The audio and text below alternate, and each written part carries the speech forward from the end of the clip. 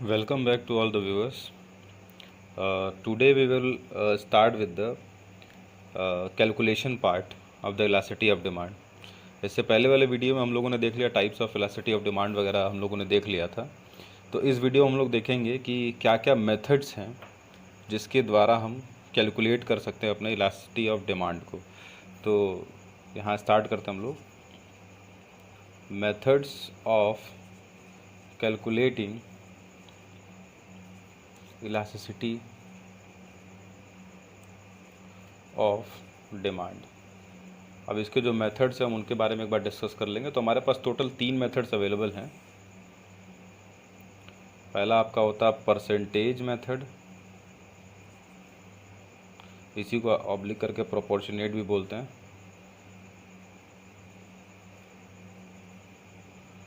दूसरा होता है आपका पॉइंट ऑब्लिक, इसी को ज्योमेट्रिक मेथड भी कहते हैं।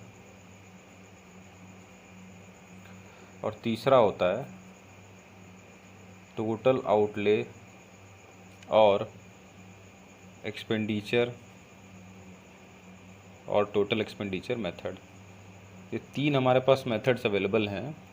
इसमें टोटल आउटले, पॉइंट मेथड और परसेंटेज मेथड, ये तीनों हमारे उसमें है। लेकिन सीबीएसई के सिलेबस में ये तीनों में से केवल पहला वाला ही आपको पढ़ना है।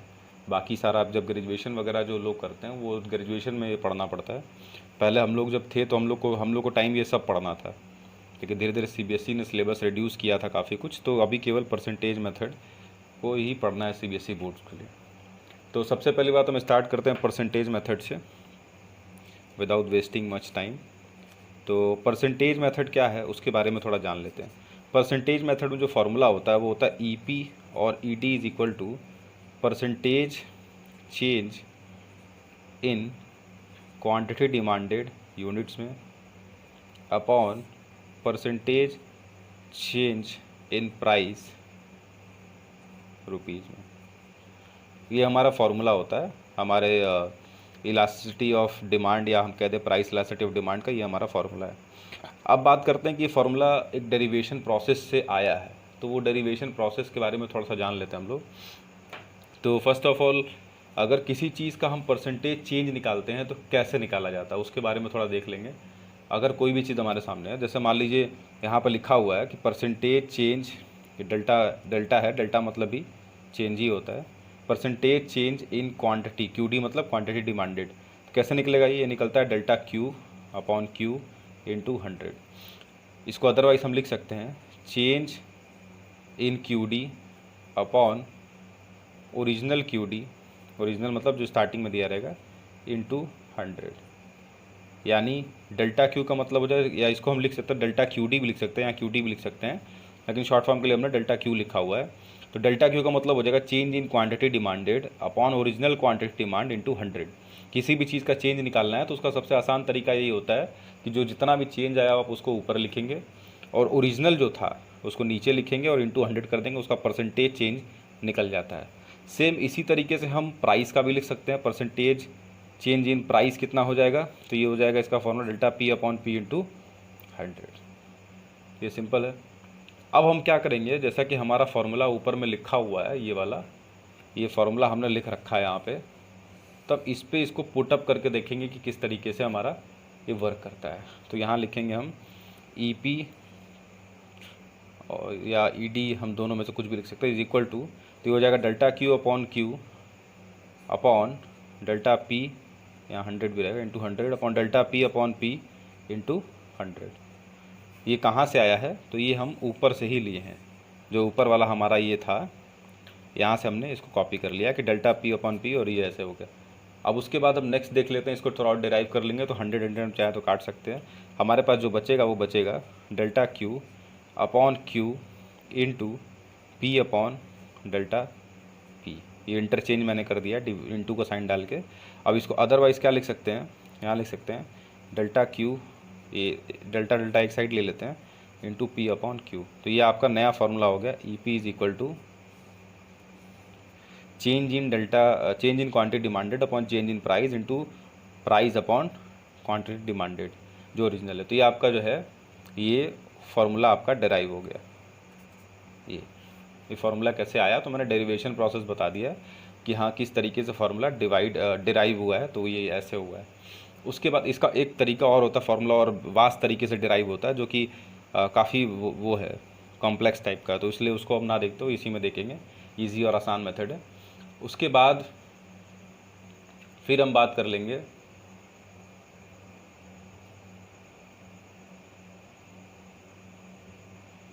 फिर हम देखेंगे नेक्स्ट जो है हमारा, उसके लिए देखेंगे। तो नेक्स्ट हमारे पास है जो, वो हम इसका एक छोटा सा एग्जांपल के तौर पे, मतलब एक क्वेश्चन देख लेते हैं हम लोग। तो क्वेश्चन हमारा कुछ इस तरीके से है कि जब प्राइस किसी भी गुड्स का, जब प्राइस ₹10 टू ₹15 हुआ, तो क्वांटिटी डिमांडेड, देन क्वांटिटी ये इंक्रीज़ हुआ प्राइस में, देन क्वांटिटी डिमांडेड जो था वो 200 से 180 यूनिट्स हो गया। अब इसका हमको क्या करना है, कैलकुलेट करना है इलास्टिसिटी ऑफ डिमांड। ये अब ये नॉर्मल क्वेश्चन आपको दिया जाएगा एग्जाम में, इसी तरीके से क्वेश्चंस आते हैं, क्योंकि अब तो ये बोर्ड से हटा दिया गया, अब इसके जगह इंडियन इकोनॉमी इनपुट कर दिया गया है, तो बोर्ड्स में तो नहीं आएंगे, लेकिन 11th क्लास में पूछे जाएंगे। तो ये सॉल्व कैसे होगा, पर आज भी बिहार बोर्ड में ये है, तो बिहार बोर्ड वाले बच्चे जो इसको देख रहे हो वो उसको क्लियरली देखेंगे। अभी इसका मैंने एक अपना तरीका बताया इसको सॉल्व करने का, जिसके लिए हम क्या करेंगे, नॉर्मल सा एक छोटा सा शेड्यूल बनाएंगे ऐसे करके। यहाँ पर लिख लेंगे हम प्राइस, यहाँ लिख लेंगे क्वांटिटी डिमांड। ये हमारे रफ वर्क रहेगा, उससे कोई फेयर वर्क का मतलब नहीं है। जैसा जैसा दिया वैसा वैसा पुट कर लेंगे, यहाँ लिखेंगे 10, यहाँ लिखेंगे 15, यहाँ लिखेंगे 200, यहाँ लिखेंगे 180। ये बहुत ईजी मेथड है, अगर इस मेथड से किया जाए तो मुझे लगता है कि गलती होने के चांसेस 0 हो जाएंगे, क्योंकि बुक में जो दिया हुआ है P1 P0 मानने के लिए, फिर Q1 Q0 मानने के लिए, उससे थोड़ा सा कन्फ्यूजन हो जाता है अगर थोड़ा सा क्वेश्चन स्टैंडर्ड में दे दे तो। अगर स्टैंडर्ड क्वेश्चन रहेगा तो थोड़ा दिक्कत उसमें आती है स्टूडेंट्स को, हम लोगों ने देखा है। इस वजह से मैंने जो है ये एक अलग तरीका ये किया है। यहाँ पे क्या करेंगे, हम यहाँ लिखेंगे P, यहाँ लिखेंगे डेल्टा P, यहाँ लिखेंगे Q, यहाँ लिखेंगे डेल्टा Q। जो भी आपका ऊपर का रहेगा, जो भी चीज़ें हमारे ऊपर की दी हुई हैं, ये हमारा ओरिजिनल दिया हुआ है, तो हम यहाँ आँख बंद करके ऐसे लिख सकते हैं, जो ऊपर अगर दिया है तो, नहीं तो वो नहीं होगा, तो 10 और 200 ऐसा लिख सकते हैं। उसके बाद यहाँ से यहाँ चेंज कितना आ रहा है, तो चेंज हम लिखेंगे 15, यहाँ चेंज कितना आ रहा है, चेंज लिखेंगे 20। यहाँ क्योंकि चेंज सही आ रहा है, लेकिन यहाँ चेंज हमारा माइनस में आ रहा है, तो माइनस साइन को हम इग्नोर करते हैं। हमारा फार्मूला जो ऊपर मैंने बताया था उसके आगे भी ब्रैकेट में माइनस साइन लगा रहता है, जैसे यहाँ जो फार्मूला है यहाँ ब्रैकेट में माइनस साइन लगा रहता है, लेकिन हम उसको इग्नोर करते हैं। ये माइनस साइन हमारा शो करता है इन्वर्स रिलेशनशिप होता है ना प्राइस और डिमांड में, तो इन्वर्स रिलेशनशिप को ये शो करता है, लेकिन हम इसको इग्नोर करते हैं माइनस साइन को, यहाँ क्वेश्चन सॉल्व करने के दरमियान इसको इग्नोर किया जाता है। अब यहाँ जब ये कर ही लिए तो पुट करके हम देख लेते हैं कि आंसर हमारा किस तरीके से आता है। तो ये हो जाएगा EP = delta Q upon delta P into P upon Q, ये हमारा फॉर्मूला है। अब पुट कर लेंगे, डेल्टा Q की वैल्यू हमने यहाँ से बस यहाँ से उठा कर पुट करना है, इसलिए मैंने कहा ना ये ईजी है। 20 अपॉन ये कितना हो गया, ये हो गया आपका 5 हो जाएगा ना, ये हो जाएगा आपका 0.5, ये हो जाएगा आपका 5 इंटू यहाँ पे 10 है P अपॉन Q 200, तो ये हो गया। ये काट वाट लेंगे हम लोग अपना, तो आपका आंसर आ जाएगा जो भी है यहाँ पे, ये 2 से 2 हो गया तो करके, तो आपका आंसर जो है आपका कितना आ जाएगा ये, तो ये आपका टोटल। ठीक, एक बार और आप देख लीजिए, क्वेश्चन नॉर्मल दिया हुआ है कि 10 से 15 जब आपका प्राइस 10 रुपये से बढ़ के 15 रुपये होता है, तो क्वांटिटी डिमांडेड जो है 200 से 180 हो जाता है, यानी जब प्राइस बढ़ा तो डिमांड डिक्रीज़ करेगा, लॉ ऑफ डिमांड को टोटली फॉलो कर रहा है। उसके बाद पूछा गया इलास्टिसिटी ऑफ डिमांड, तो मैंने बताया कि सबसे पहले हम प्राइस और क्वांटिटी डिमांड को इस तरीके से नोट डाउन कर लेंगे कि क्या क्या हैं चीज़ें। उसके बाद फिर उसके बेसिस पे हम देखेंगे आगे कि हाँ उसके बेसिस पे हमारा यहाँ पे नोट कर लेंगे, ऊपर का जो भी दिया रहेगा प्राइस और क्वांटिटी हो जाएगा, और चेंज जितना है, जैसे इसमें चेंज है 15 और 15 माइनस 10 हो जाएगा तो 5 हो गया, इधर 180 माइनस 200 तो 20 आ गया, तो ये हो गया। उसके बाद यहाँ पुट कर लेंगे delta Q upon delta P into P upon Q, यहाँ 0 काट लिया, यहाँ 20 से मान लीजिए पूरा 20 ही काट दिया, 1 हो गया, तो 1/5 बचेगा जो भी आएगा, तो 1/5 जो भी इसका रहेगा सम 0.2 समथिंग आएगा, तो ये आपका हो जाएगा डिमांड।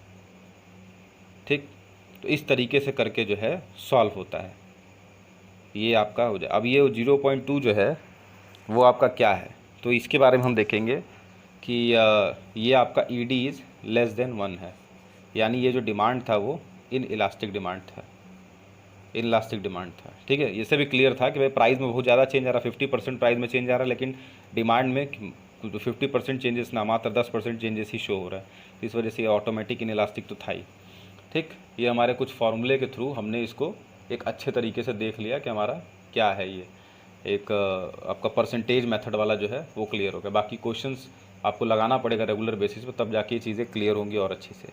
अब हम देखते हैं नेक्स्ट अपना पॉइंट ज्योमेट्रिक मेथड नहीं, हम लोग टोटल आउटले का थोड़ा सा देख लेंगे उसके बारे में कि क्या वो किस तरीके से वर्क करता है, उसके बारे में थोड़ा देख लेते हैं। तो ये हम टोटल आउटले मेथड के बारे में देख लेंगे।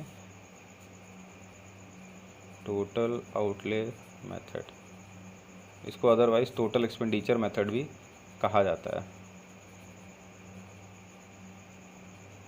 अब ये दोनों बातें जो हैं, अब इसको समझने से पहले एक हम टेबल देख लेते हैं। उस टेबल के थ्रू जो है हमको बहुत इजी वे में समझ में आ जाएगा कि कैसे वर्क करता है।